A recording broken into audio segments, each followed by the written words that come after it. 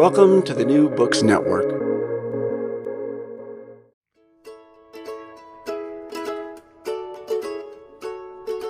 Hello, and welcome to Recall This Book, where we invite scholars and writers from different disciplines to make sense of contemporary issues, problems, and events. So if you were to Google today's topic, and I don't necessarily recommend it, that is what your fearless host is for, you might, for example, as I did, get the following limerick. There was a young lady named Bright, whose speed was far faster than light. She set out one day in her usual way and returned the previous night. Or you might, as I also did, get 1,000 jokes like this one. How many ears does Captain Kirk have? 3. The left, the right, and the final frontier. Yeah. So our topic falls inside the category of humor and comedy and satire in science fiction. And I'm John Plotz of the Brandeis English Department, joined today to elevate us up, and away from the pit in which I've started us is my almost neighbor, my landsman, my city mate, Ben Mangrum, who is an MIT professor of literature whose first book in 2019 was Land of Tomorrow, Post-War Fiction and the Crisis of American Liberalism, and is, I believe, even as we speak, hard at work on a cultural history of the origins of the rights of nature movement. However, we're here today to talk about his charming, witty second book, The Comedy of Computation, or How I Learned to Stop Worrying and Love Obsolescence, which is just out, I think, from Stanford University Press in 2025. Ben, it's a great pleasure to have you here. Welcome to Recall This Book. Yeah, thank you for having me. Cool. So, Ben, the nature of the podcast, as you know, is a discussion of the general topic, the great topic inspired by your work, in which the two of us are going to go on to explore common ground or maybe even sites of productive disagreement in a field that we both care a lot about. But if you accept our 5-year mission, or actually 45-minute mission, we do like to get things rolling by asking our guests to describe the germinative text, that is this wonderful new book, Comedy of Computation, in your own words. So, maybe how you came to write it, maybe what you think its key claims are, or even if you're feeling hyped, where you think it's heading, like what new kinds of scholarly arguments it opens up, what its skyhooks are. So, yeah, over to you. Yeah. Great.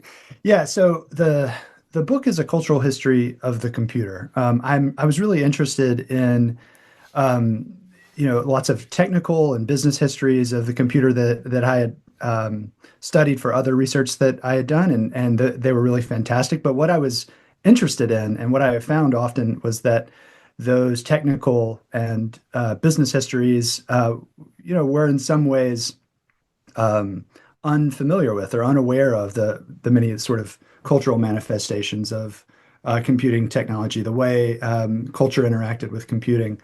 And as I was sort of thinking about the cultural history of the computer, I came across what I found was this really interesting discovery, a Broadway play that I had not previously encountered, called The Desk Set by William Marchant. And what I found was that apparently the first appearance of a computer on Broadway was in this romantic comedy. And it was surprising to me that the computer's appearance was in a genre that is in some ways at odds with, I think, some of our anxieties about computing. So this sort of set me on a path of wanting to know more about this intersection between comedy and computing in the computer's cultural history. And what I found was that it's pervasive and also understudied.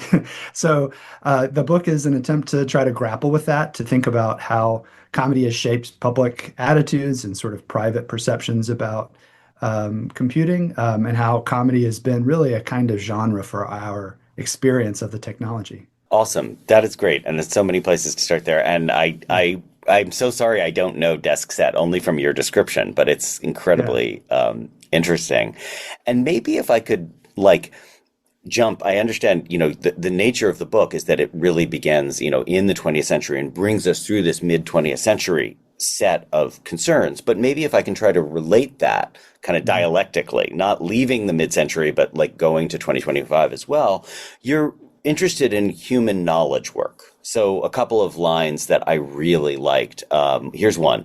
The intriguing idea that human knowledge work is our definitive feature, and yet the machines we ourselves made are going to replace us at it. So nowadays we have AI as the locus for that. But I mean, your point, I think, would be that there's a deeper set of concerns here. Like if the robot is the replacement of the human as maker or worker, then the computer is the replacement of the human as knowledge worker, which is like a definite sociological category, not just a way to describe human work in general. So I'd love to hear you say more about that. Yeah, that's well put. Yeah, so one of my interests in the a key term in the subtitle, obsolescence, is in some ways how that term is specifically, although by no means exclusively, classed, and it's sort of pertinent to this specific like class of worker, the knowledge worker, and in the computer's history, in its social and cultural history, knowledge workers have been anxious about the ways their expertise, their professional judgment, their knowledge is threatened by computation, by automated, computing.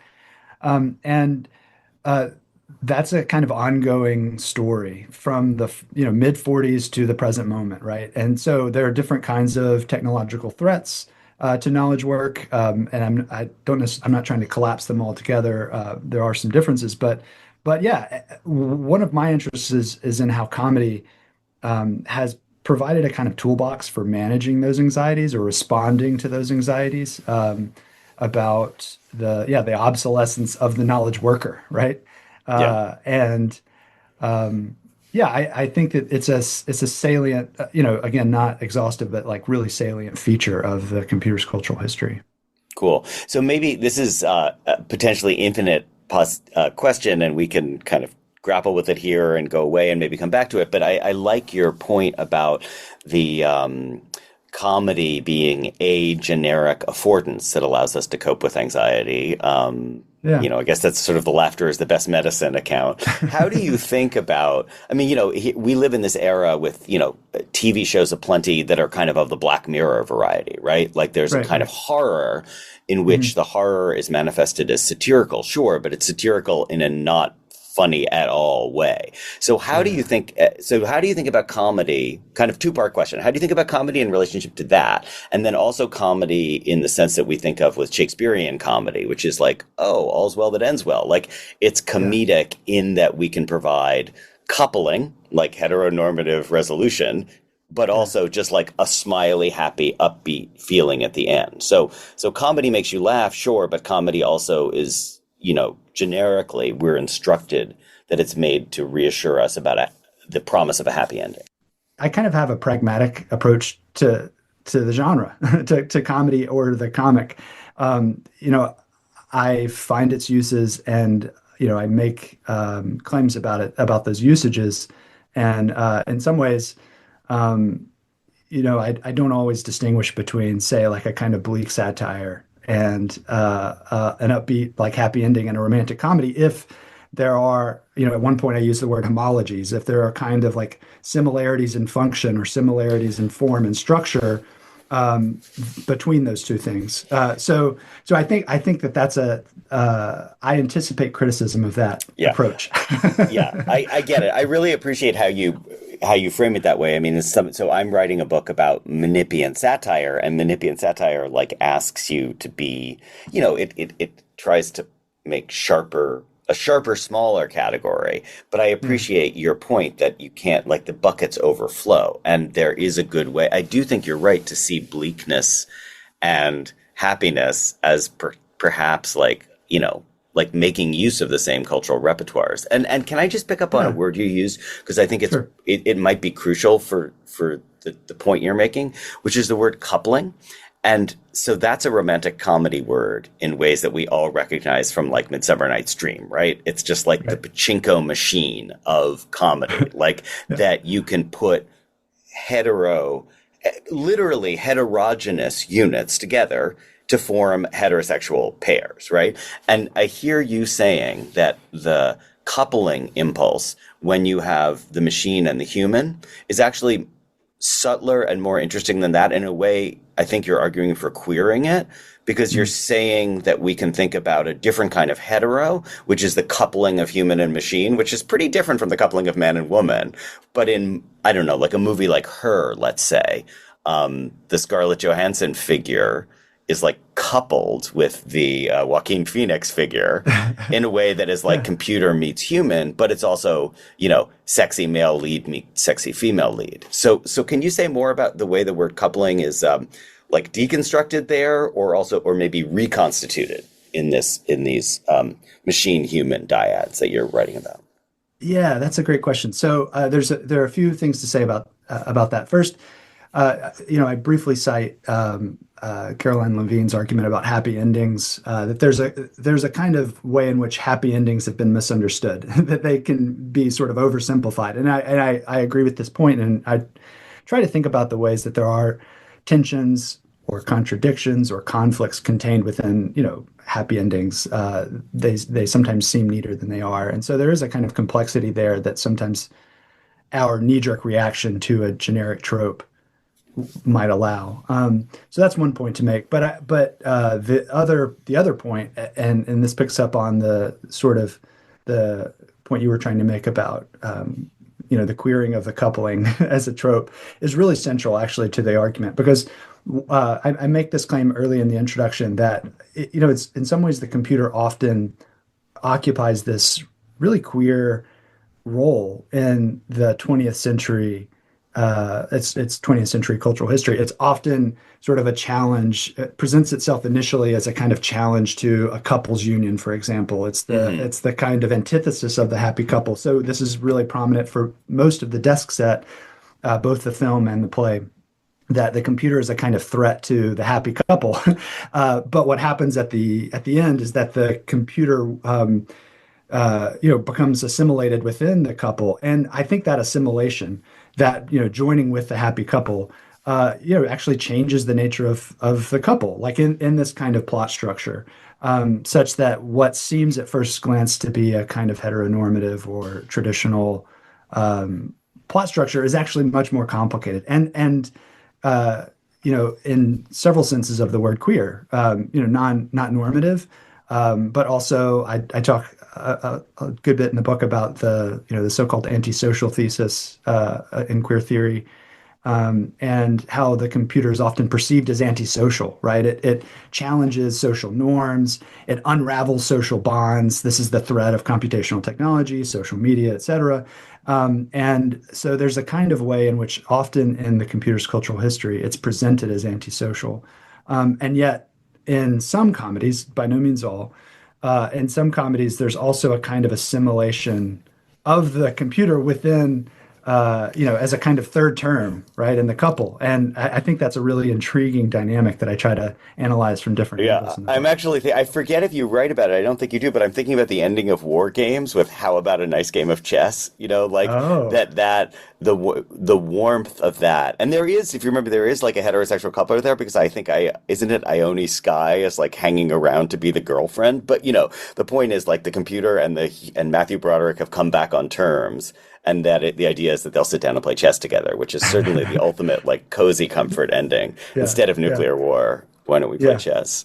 Right. Yeah, that's really interesting. So can I just push on this a little bit more to unpack it? Because when we think about coupling in this world, I feel in this sphere of discourse, I feel like there is a big set of terms which is activated by Donna Haraway in the Cyborg Manifesto. And that is the idea of the kind of affordances of always already cyborg humanity. And I noticed you don't mention Haraway in the book. You have a footnote about Hales, who I think of as kind of, a student of Haraway, let's say, like coming off of Haraway's work. But yeah, it just feels like a really interesting set of terms that Haraway activates to think about the chimeric in that technical sense, chimera, like the mélange issue, where coupling is something that is always about internalized affordances that technology allows us. So in the Stone Age, people had Acheulean axes, and the axe could change what they did. And then people had the wheel, and the wheel could change what they did. So they became wheelmen. And now, I mean, in the high, the Haraway argument is that like feminism is going to be misplaced if it goes for a natural, authentic, proto-feminine essence that precedes the machine. We need to figure out what feminism has to say about the fact that we're all, like because I'm wearing an Apple Watch as well as glasses, like that we're all implicated in this coupling, within personhood rather than between persons. So thoughts Yeah. about that? Yeah. So yeah, several things. So the first sort of point, I guess, is that when I say that comedy is a genre for our experience of computing, I really do mean a genre, not the only Yeah, genre, yeah, right? And sure. so yeah, I mean there are sort of forms of science fiction. There are sort of we might say modes like the sublime that are really crucial and important. There's dystopian, plot structures and such that are also important. So I guess I think of Haraway's argument. I see absolutely the point you're making and agree with it that Haraway's account of that kind of like the modern human as cyborg, is a kind of coupling that's consistent with that metaphor that I'm drawing out throughout the book. I agree with that completely. I guess I sort of had thought that the kind of better genre generic forms for the dynamics that Haraway's interested in are not comedy, but perhaps I'm wrong. I nothing immediately comes to mind as a kind of Haraway-esque kind of literary text or film that is also comic. But maybe some of the Black Mirror episodes that are, as Right. you've mentioned, kind of darkly satirical. Maybe those are good examples, and that would be a kind of phenomenon that needs, that I don't talk about that should be talked Yeah. about. Yeah. No, that's an interesting point. And then as you say that, since we've sort of like one of the things that's really cool about your work is that you put together the mid 20th century and, the modern moment, the contemporary moment. So that in the case of Black Mirror, you would put it together with the Twilight Zone. So maybe there are Twilight Yeah. Zone Yeah. Yeah. episodes. And I'm not thinking of them either.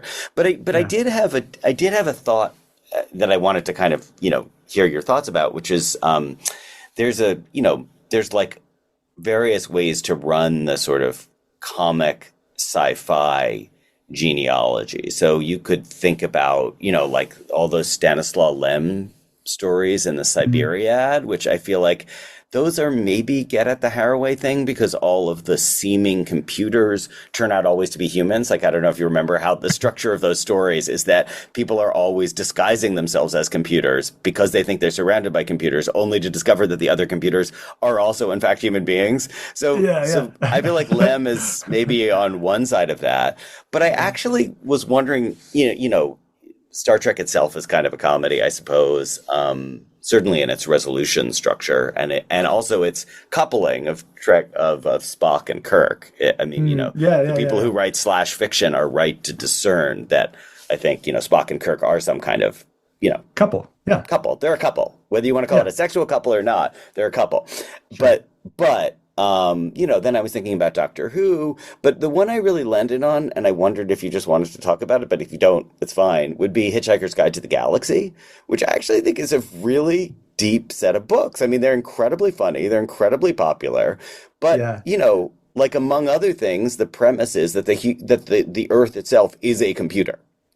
Like everything we are and what we do is designed to produce the answer 42, Right.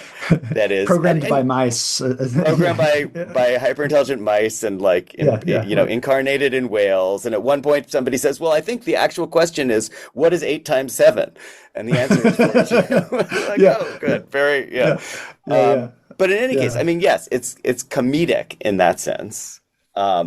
But also, I feel like it's sort of deep about that fear that Catherine Hales also has of like, we are post-human. Like, in other words, that the things we think of as distinct from the computational, Mm. maybe not. Maybe not. Maybe we're actually like engulfed in that without accepting it or realizing it. Yeah, yeah, that's fantastic. I mean, so I don't talk about I've only read the first book book of the But I think if series. you've read the first one, you've got it. I Yeah, mean, yeah, yeah, yeah. the rest is just iteration. But yeah, Yeah, right. And so I mean, this is probably another limitation of the book, which is that it is an Americanist book, that's and totally fair. Yes, yeah, yes, I loved that novel when I read it. I mean, I think it's hilarious and is a great example of the phenomenon generally that I'm talking about. I mean, I think, yeah, I mean, again, this idea of coupling is so central to the book for the very reason you're identifying, which is that um, in some ways, there's a kind of false binary. I think no one would really hold to this if they were pressed to do so. But that, between the human and the machine, right? Between the human and the computer, and that the image of coupling um, is actually one form for that, coming together of those two supposed opposites or those two supposed, sides of the right. binary. And and I Damn think it, nobody's perfect. yeah, yeah, Yeah, yeah, yeah. And so, it's a way of like making legible, making intelligible this thing that we all know, which is that our lives are so closely bound up with or entangled with technology, with computing technology. That's my interest, right. but other forms of technology too. And how do we make sense of that, or can we make sense of that? Comedy is one way of doing that. Yeah.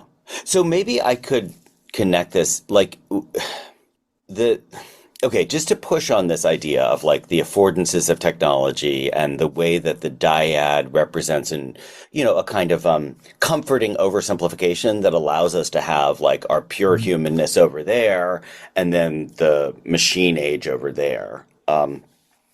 And I actually like your point about this being an American story because a lot of my examples are British or Czech. Like I was thinking a lot about Karel Čapek's RUR or Stanislaw Lem is Polish, and they're not very American. They don't have that kind of Leo Marx machine in the garden kind of optimism. I mean, I think it's interesting. I mean, we could talk about this. How like the first science fiction stories are those Edison ads, those the Yeah. steam man of the prairies in the 1860s. Like there Right, right, are right. these visions that like being a good settler colonial American means like having machines like at your beck and call. Right. Um, Yeah, yeah, and so I talk about the Steam Man of the Prairies and some other oh shoot, I forgot. I missed that you did. Sorry. yeah, yeah, I look yeah. forward to reading it. Yeah. Okay. Yeah, yeah, yeah. So in the first chapter, I mean, I'm really interested in those kind of like early robots. Really, I Yeah. mean, Yeah. I guess you could call them pre-robots, or proto-robots. Yeah, and I think, one of my interests in that is exactly as you're saying it kind of provides a prehistory that computing technology, when it's developed in the 40s and 50s, really inherits the kind of Mm-hmm. norms and Mm-hmm. conventions around the robot, right? And the robots is a use object. The Steam Man of the Prairies, the robot in that Dime novel is yeah, I mean, it's a use object for settling the West, right? But interesting. One of my claims in that chapter that discusses these sort of proto-robot figures is that these early robots often become comic through their proximity to racial discourse. Mm-hmm. In other words, like the minstrel stage is a kind of analog that really feeds into early depictions of this use object, the robot, and makes it comic. So the Steam Man of the Prairies not only has sort of blackened skin, but also kind of exaggerated minstrel figures, facial figures, for example. And there are lots of other robots in, like the Wizard of Oz, for example. TikTok in the Wizard of Oz, is a comic figure. And one of my arguments is that there's a kind of similarity between TikTok's comic performances and the minstrel stage performances contemporaneous to the novels. That maybe gets me to this question of critique, how you see critique as baked into the genre or not baked in. Because it seems to me you talk about a couple of different things. You Mm, talk about like you have a line late in which you say that this genericity, like of the comic of the computation, provides forms for making a computationally mediated social world seem more habitable, even as it also provides for criticizing and objecting to that world. And I get that as a double claim. But can you unpack it a little bit more? Because it seems to me that habitability goes towards norming mhm. and criticizing and objecting goes towards estranging. It goes towards Absolutely. so Right. yeah. Yeah. So I'm making an argument that that has been made about irony, the idea that irony is trans ideological. Hmm. And I'm making a similar argument sort of about this, genre of experience, this various sort of intersections between comedy and computation, which is that, those intersections often set up types of critique. So, for example, one, common phenomenon that I analyze in a chapter on authenticity is what I call the great tech industrial joke. So it's this idea that there's this gap between the kind of overinflated big claims, utopian claims that tech companies often make about their products and the actual realities of what those products achieve, the results, whether technical or social, that there's this gap between those two. And there's a kind of setup there that makes that gap absurd and sometimes quite funny. And that's also a setup for a critique, right? So I describe like Dave Edgars's work as in this vein that it kind of takes a certain joke structure as really central to the ways in The Every and The Circle he's depicting technology, right? A large tech corporation. And there are lots of other examples I discuss in that chapter. So, in other words, I it was provides just a looking form to for see if you critique. talked about Gary Larson's The Far Side, because it seems to me Oh, you've just no. described like every Far Side joke ever. It's like that. But yeah. That's a great Um, example too. Yeah. yeah. Yeah. But it also, I think, so even as that's a phenomenon that borrows a kind of joke structure for setting up critique, there are also other ways in which, jokes are really central to making corporate interests palatable. Um, and That's s- the habitability point, right? yeah, And and I've it's and heard it's people make this argument about irony as well, not just comedy, that it's yeah, anesthetizing or something. That you're yeah, y- you absolutely. know, there's an argument about like Swiftian irony that it's always on the side of the powerful, basically, that it's just mocking novelty, mocking difference. I'm not saying I agree with it, but I mean I recognize that Yeah. argument. It's like, yeah. Yeah, I guess I would say always is too strong, right? I Yeah, I mean, agree with that that point. Yeah. yeah, yeah. And so I'm trying to first of all like describe phenomena as I understand them. And in some instances I move into critique, but I think the method like I'm when I'm talking about, for example, Edgar's novels that are, I think really funny and really interesting. Sometimes they are providing, as I was saying just a second ago, they're using a kind of joke structure to articulate a critique of big tech. Um, but I'm describing that critique, right? And other moments I'm just describing the ways that Apple, the tech corporation, uses humor as a sort of way of making its technology palatable. Yeah. And so, in terms of what I'm trying to say, is my approach is first description and only sometimes critique. Yeah. But within the phenomena I'm describing, there's lots of critique. Yeah. No, that makes a lot of sense. Um, can I ask you a sort another to come back to this sort of historicity question and like, the knowledge worker, the vulnerable knowledge worker. It's like sort of the Yeah, moment we're at right now with AI, I guess. Like, yeah. how much do you think, what did you discover that makes you think that what we're looking at in the culture is a similar phenomenon of novelty, which always kind of provokes a particular sort of cultural reaction? And how Mm. much is there what I think, I want to say this is Michael Lewis's phrase, the new new? Like, in other words, how much of the novelty of the 50s gets reiterated in the novelty of the 2020s and provokes, Oh yeah. structurally comparable reactions versus how much is really different? Like how much, like I loved your reading of the John Saybrook article in 1994, the interview with Bill Gates. I went back and read the whole thing. I loved it. And, Yeah.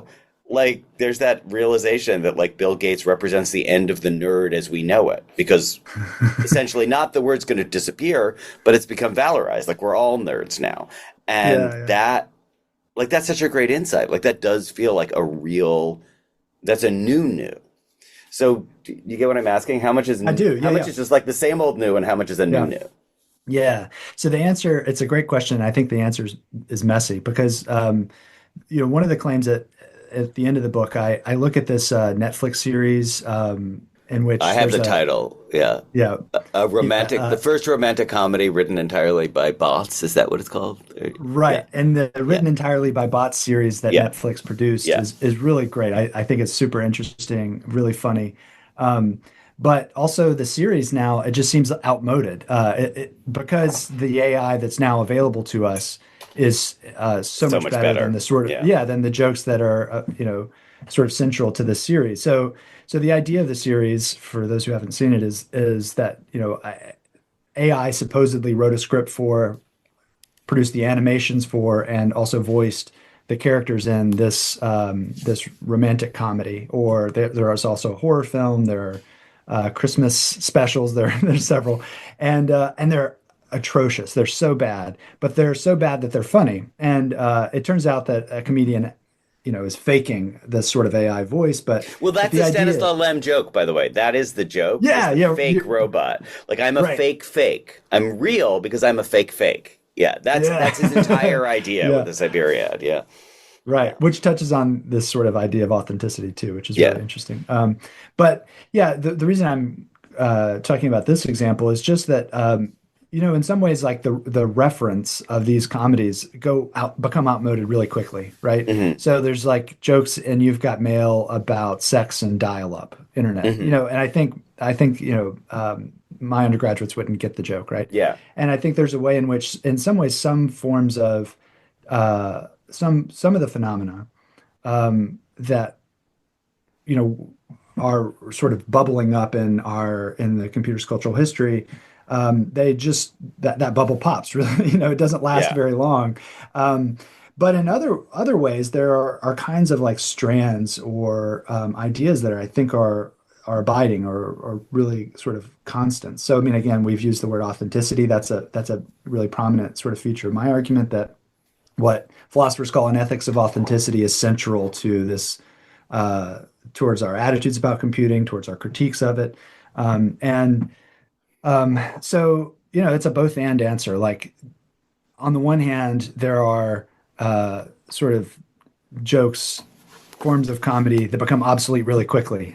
And on the other hand, there's I think a kind of structures of feeling, to use Raymond Williams's term, that really stays with us, throughout from the 50s to the present. That there's a lot of continuity between the 50s and the present moment, because there are certain kinds of, again, structures of feeling that are themselves continuous between those moments. So, do you like that book by someone whose name I truly don't know how to pronounce? I think Shizure Ronay is the author, but Seven Beauties of Science Fiction.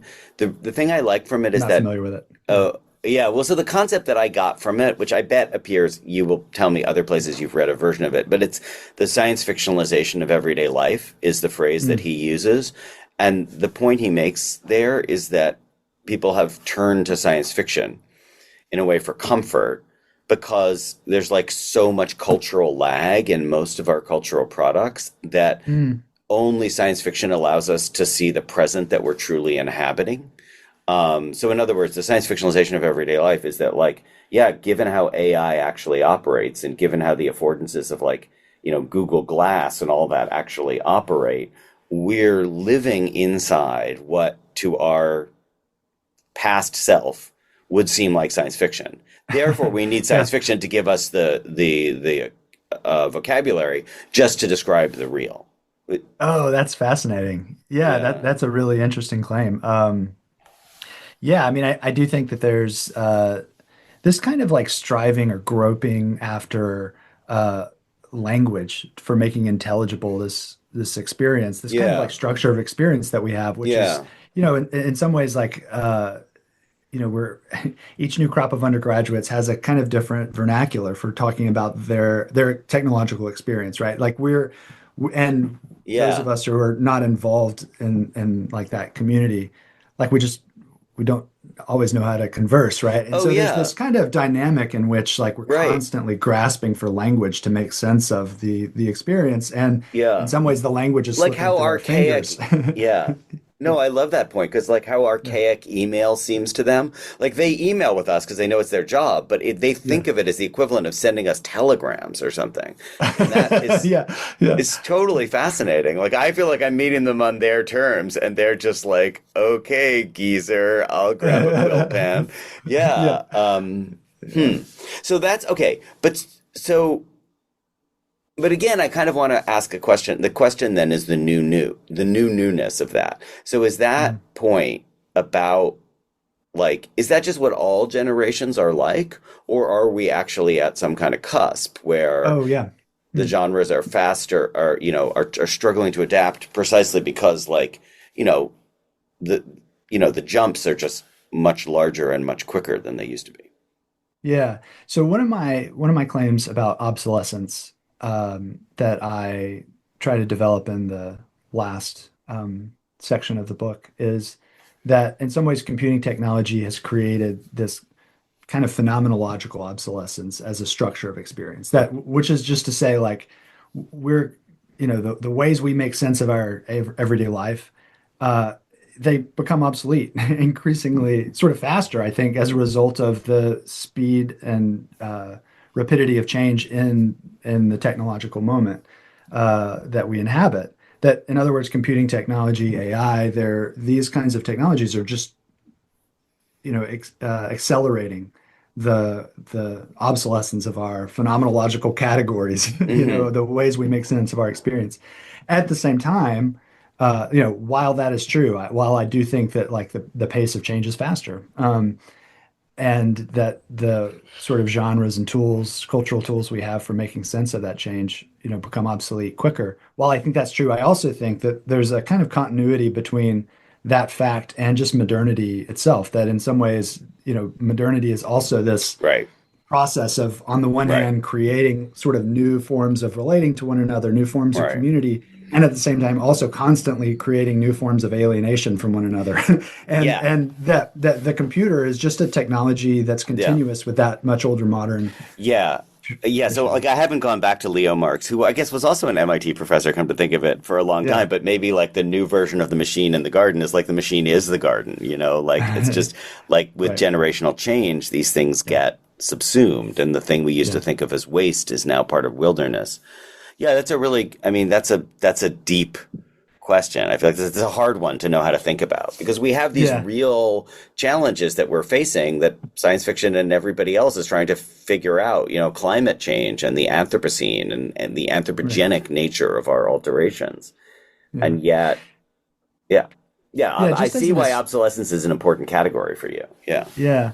Yeah. And just, I guess, as an aside to what you were just saying, natural imagery, sort of the language of the natural, is a central kind of term for a lot of computing, a lot of big tech corporations. Like, Apple often sort of describes its operating system as a kind of like as a garden, as a kind of like tall Interesting. wall Yeah. natural space that it curates. Yeah. There are lots of other examples about sort of technology and the natural intersecting or interfacing with one another that we could talk about. But I think one reason for this has to do with this like real concern with addressing the this angst about authenticity, that technology makes our lives inauthentic. And so in some ways, one among many reasons for this pull toward the natural in tech culture, I think, has to Yeah. do with this attempt to re-authenticate or to give authenticity to our experience. That's actually perfect because it's given me. I just thought of a recallable book that I'm going to talk about, which I think just so much about that, or like the astroturfing of organic imagery for like legitimation of computer science. That's Oh, a interesting. really Yeah. fascinating point. Yeah. So Ben, unless there's other big topics that you wanted to get to, I think this makes a great moment to turn towards the final part of our discussion, which is the recallable book, where I ask you, based on this conversation, are there other books that you would recommend to our listeners who've made it this far? What books might they also find interesting?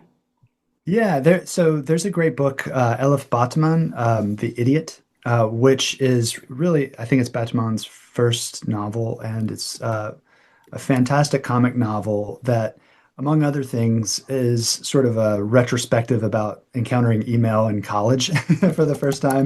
The protagonist sort of has an email correspondence love affair with an older undergraduate, and it's a novel that looks back on the early days of email. In some ways nostalgic for that moment, in other ways sort of laughing at what feels nostalgic about it. It's a fantastic book, especially the first half is really funny. And yeah, just does sort of brings in the different elements we've been talking about today in lots of different ways. Alienation, connection, right? That kind of dialectic. Also, humor for making sense of things, but also in some ways the humor is a symptom of the alienation of the experience too. So there are sort of really complicated dynamics in the novel that are salient to what we've been discussing. Okay, so that's great. So now I'm going to pivot again because I was actually going to recommend a novel that I don't even really think is a great novel, but Plowing the Dark by Richard Powers from 2000, which is about someone who goes to Seattle to work on creating like a new immersive 3D virtual ecosystem, which is all about like a new garden. Kind of like Oryx and Crake, actually, like that image that you have to start again in the garden. But you're putting it in terms of nostalgia for email brings me back to a book that we've actually argued a lot about on the podcast, including in our most recent episode about Hannah Arendt, which is Sally Rooney, Conversations with Friends. Conversations with friends or conversations between friends? No, conversations with friends, right? Or normal people. Both of those two first novels. Let me make sure I have it. Yeah, Conversation with Friends, in which, email and texting is the new normative medium of exchange. And it became, I think, in a fascinating way, a litmus test that some people read it as, there's this creepy new norm of exchange, which ultimately is depersonalizing and empties out subjectivity. But I think in the novel, it's very clear that it's more like the new generation of young people in the novel are struggling to figure out how personhood gets reconstituted with this new affordance of email. So it's not super funny, but it is a romantic comedy, I suppose, in that it ends well. And so yeah, I like that point. I really like the point of thinking of email as being one of those kind of visible, encapsulated technologies that we can use as like a litmus test for how these things are happening in a way that we really can't with, say, a large language model AI, because we can't get our feet around, we can't get our heads around it yet. Right.